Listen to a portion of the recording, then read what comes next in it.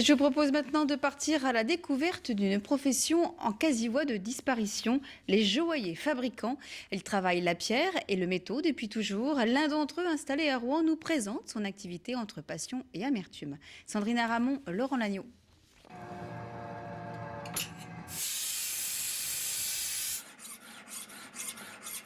Alors il faut maîtriser la technique, il faut maîtriser le métal et ne pas avoir à lutter avec lui si c'est possible, et que le métal se prête au désir que l'on peut avoir envers lui.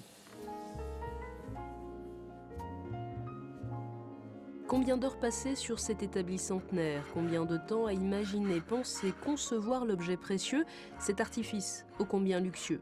Mais comme tout artisan, Jean-Luc Buquet ne compte pas, c'est même préférable. Installé dans les entrailles du Vieux-Rouen, le joaillier joue du marteau et de la scie, travaille le métal en fusion, sculpte, polit.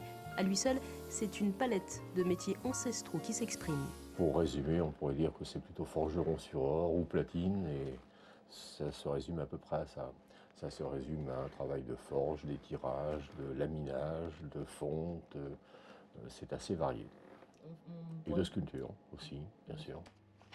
Il y a de quoi s'occuper. Vous pouvez mettre aussi des petites Alors on peut aussi, diamants entre deux. on peut faire des intercalaires avec des brillants, on peut faire des pendants avec des perles, on peut aussi faire des intercalaires avec perles. La première étape du métier, la voici. Elle est commerciale. La qualité de l'échange avec le client déterminera la réussite de la réalisation.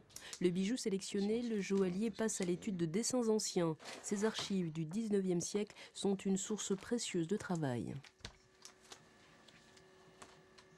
Ça me permet, par rapport aux maquettes aussi que j'ai datant de cette époque, de pouvoir refaire ou à l'identique, mais la demande est tout de même très limitée parce que maintenant on voit peu de personnes se promener avec des objets de cette importance, et donc ça me peut permettre de reprendre quelques éléments de ces objets et les adapter aussi au goût du jour actuel, bien évidemment.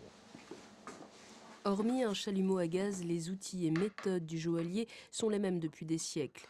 Mais si précieux soit-il, ce savoir-faire est en voie d'extinction. Hormis quelques grandes enseignes, la joaillerie française ne se vend que très modérément.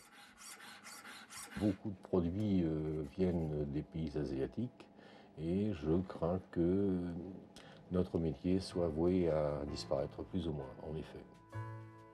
Restera et subsistera, je pense, l'aspect artistique de notre métier et qui sera réservé à une certaine élite de clients et de joailliers qui auront su capter ces mêmes clients. Un constat réaliste et amer qui n'altère tout de même pas l'envie de ce joaillier fabricant. Dans quelque temps sonnera l'heure de la retraite et la fin d'une époque. En sport,